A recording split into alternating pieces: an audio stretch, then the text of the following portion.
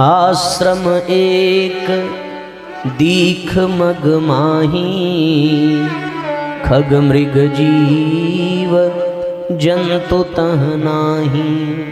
एक मार्ग में आश्रम दिखा। भगवान ने पूछा है, प्रभु कौन है? अच्छा, सामान्य सी कथा तो यही कहती है कि गौतम ऋषि की पत्नी अहिल्या जो पत्थर बन गई, भगवान ने अपने चरण पादुका से स्पर्श किया और फिर वो नारी बन गई। पर आप जरा सा विचार करिए, मैं 2 मिनट में ये बात कहता हूं आपसे कि भगवान कौन है? मर्यादा पुरुषोत्तम है। ऐसी कौन सी मर्यादा है? देखो, कृष्ण भगवान मर्यादा पुरुषोत्तम नहीं है, चमत्कारी पुरुष हैं, जो करें सो सब उनकी लीला। पर भगवान राम मर्यादा पुरुषोत्तम हैं, उन्होंने कोई चमत्कार नहीं किया है। लेकिन ये बात तो किसी चमत्कार से कम नहीं है कि पत्थर को छू दिया और वो स्त्री बन गई। इसके मर्म को समझने की आवश्यकता है। कोई पत्थर उत्थर नहीं बनी थी। हमारे यहां कथाओं को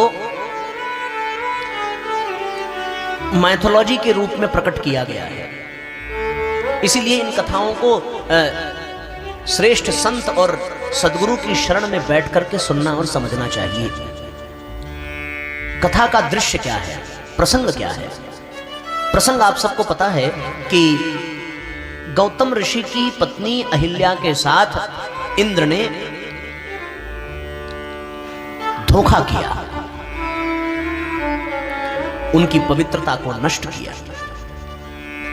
गौतम ऋषि जब लौट करके आश्रम में आते हैं और उन्होंने इंद्र को देखा है, अपना ही रूप बना करके, यानी गौतम ऋषि का रूप बना करके वो अहिल्या के पास इंद्र गया, तो उन्होंने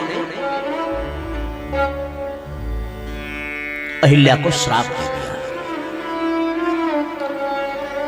और अहिल्या को छोड़ करके चले गए। अहिल्या का इसमें कोई दोष नहीं है, कोई दोष नहीं है माता अहिल्या का, लेकिन गौतम ऋषि की दृष्टि में वो दोषी हैं। अच्छा, दोष होने पर दंड मिले तो कष्ट नहीं होता। कष्ट तब बढ़ जाता है जब दोष ना हो और फिर भी दोषी समझ करके दंड दिया जा रहा हो। गौतम ऋषि तो छोड़ करके आश्रम गए ही, पर कहते हैं खग मृग जीव जंतु तह नाही। जीव जंतु शिष्य समुदाय भी छोड़ करके उस आश्रम को चला गया गौतम ऋषि के साथ। अच्छा, एक बात बताइए, कोई भी स्त्री हो, उसका कोई दोष ना हो। घर में आपने देखा होगा, पत्नी का दोष नहीं है, फिर भी माता पिता के कहने पर पति पत्नी के साथ दुर्व्यवहार करता है। माता अहिल्या का दोष नहीं है, पर पति ने दोषी मान लिया, दंड दे दिया, त्याग दिया। कोई भी स्त्री होगी, वह स्त्री है तो निर्दोष, पर उसको सारा समाज दोषी कह रहा है, सारा समाज उस पर आक्षेप लगा रहा है, सारा समाज उसे कलंकित कर रहा है, तो वो कोई भी स्त्री हो, उसका हृदय पत्थर का बन जाएगा। बन जाएगा कि नहीं बन जाएगा? उसके आंसू सूख जाएंगे। किसके सामने अपनी बात कहेगी? किससे अपने मन की बात कहेगी? किसे समझाएगी? उसे सबसे अधिक समझने वाला उसके पति ने ही उसका त्याग कर दिया। उसके बच्चे छोड़ करके चले गए, आश्रम में रहने वाले जीव जंतु तक छोड़ करके चले गए। तो वो कोई भी हो, वो कोई भी नारी हो, उसके आंखों के आंसू सूख जाएंगे और उसका हृदय पत्थर का हो जाएगा। अहिल्या पत्थर हो गई है, सच में पत्थर हो गई है, ऐसी बात नहीं है।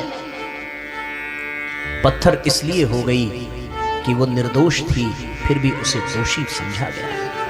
तो ऐसी स्थिति में केवल और केवल एक ही सहारा रहता है। मैंने सारे सहारे छोड़ दिए, अब तेरा सहारा काफी है। ऐसे में किसकी याद आती है?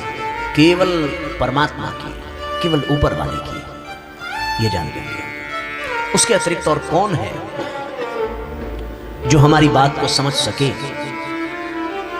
सारा संसार हमें दोषी भले माने, पर हम निर्दोष हैं, ये बात केवल परमात्मा जानता है। और आज जब उस मार्ग से स्वयं प्रभु जा रहे हैं, और अहिल्या ने परमात्मा को देखा तो वो भाव विवल हो गए।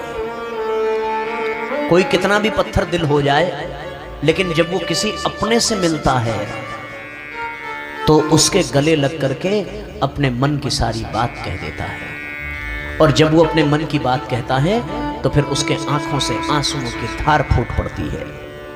यानी वो पत्थर दिल भी पिघल जाता है जब किसी अपने को अपने पास पा जाता है।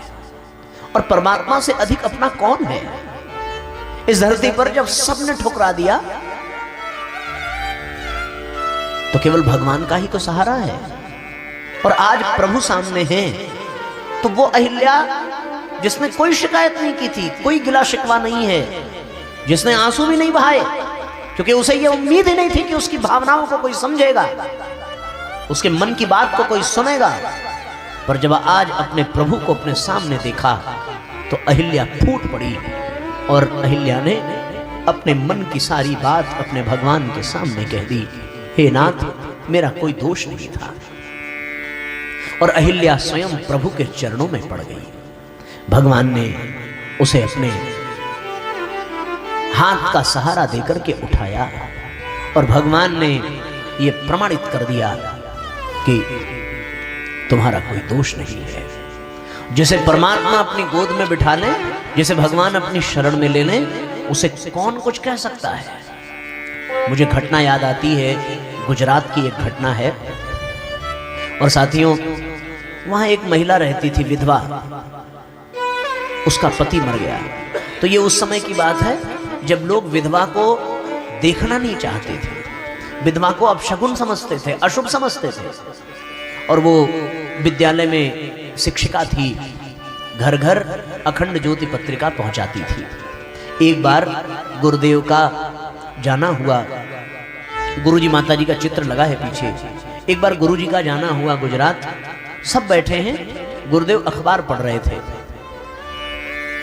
वो महिला भी वहीं बैठी थी, सब महिलाओं के साथ। गुरुजी ने सबसे हालचाल लिया, फिर उससे भी पूछा, बेटी कैसी हो? और जैसे ही गुरुजी ने पूछा वैसे ही वो महिला फूट फूट करके रोने लगी। अभी तक वो शांत बैठी थी, पर जब गुरुजी ने पूछा तो वो रोने लगी। गुरुदेव ने कहा, क्या हो गया बेटा? तो उसने कहा कि गुरुदेव, मैं विधवा हूं और जब मैं किसी के यहां अखंड ज्योति लेकर के जाती हूं तो कोई दरवाजा नहीं खोलता, कोई मेरी शक्ल नहीं देखना चाहता, मुझे लोग अपशगुन समझते हैं, कोई अपने घर में आने नहीं देना चाहता। मैं आपका काम करना चाहती हूँ, मैं आपकी पुस्तकें, आपके विचार घर घर तक पहुंचाना चाहती हूँ। और जब ये बात गुरुजी ने सुनी तो गुरुदेव के खुद की आंखों में आंसू आ गए। गुरुदेव ने उसके हाथ पकड़े और उन सब महिलाओं के बीच में लेकर के गए उसको। और उन महिलाओं के बीच जाकर के गुरुदेव ने इतना जोर से उन महिलाओं को डांटा। और फिर गुरुजी ने कहा कि ये मेरी बेटी है और मैं शपथ पूर्वक कहता हूं ये गंगा के समान पवित्र है, जो इसका रोज दर्शन करेगा उसका सुहाग अमर रहेगा, ऐसा गुरुजी ने कहा उसके लिए। संसार हमारी भावनाओं को नहीं समझता, पर परमात्मा हमारी भावनाओं को समझते हैं। वो विधवा भी संसार के ताने सुन करके, उलाहने सुन करके पत्थर से हो गई थी। इसमें उसका क्या दोष था कि वो विधवा हो गई? इसमें उसका कोई दोष नहीं था। लेकिन वो पत्थर कब पिघला? जब उसने अपने सामने अपने भगवान को पाया तो वो पत्थर पिघल गया। पर सत पद पावन शोक न सावन, प्रगट भई तप पुंज सही। देखत रघुनायक जन सुखदायक, सन्मुख होई कर जोरी रही। अति प्रेम अधीरा पुलक शरीरा, मुख नहीं आवई बचन कही, अतिशय बड़ भागी चरणनि लागी, जुगल नयन जलधार भई। मुनि श्राप जो दीन्हा अति भल कीन्हा, परम अनुग्रह मैं माना। देख्यूं भरी लोचन हरि भव मोचन, इहि लाभ शंकर जाना। मैं नारी पावन प्रभु जग पावन, रावण रिपुजन सुखदाई। राजीव बिलोचन भव भय मोचन, पाहि पाहि शरणहि आई। हे नाथ, मैं अपावन हूँ, ये संसार तो बहुत पावन है, जिसने मुझ निर्दोष को भी दोषी सिद्ध कर दिया। जिनने 7 वचन दिए थे, जिसने 7 फेरे लिए थे, उन्होंने भी हमारा परित्याग कर दिया। हमारे अपनों ने हमारा साथ छोड़ दिया। ये संसार बहुत पावन है प्रभु, मैं तो अपावन हूँ। पर अच्छा है मुझे ये श्राप मिला, मुझे कोई शिकायत नहीं है, मेरे भाग्य खुल गए।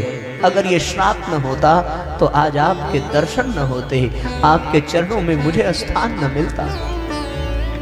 भगवान के चरणों में गिर पड़ी। जेहि पद सुर सरिता परम पुनीता, प्रगट भई शिव शीस धरी। सोई पद पंकज जेहि पूजत अजमम, सिर धर्यूं कृपाल हरि। एहि भांति सिधारी गौतम नारी, बार बार हरि चरण परी। जो अति मन भावा सो बर पावा, गई पति लोक आनंद भरी। गई पति लोक आनंद भरी।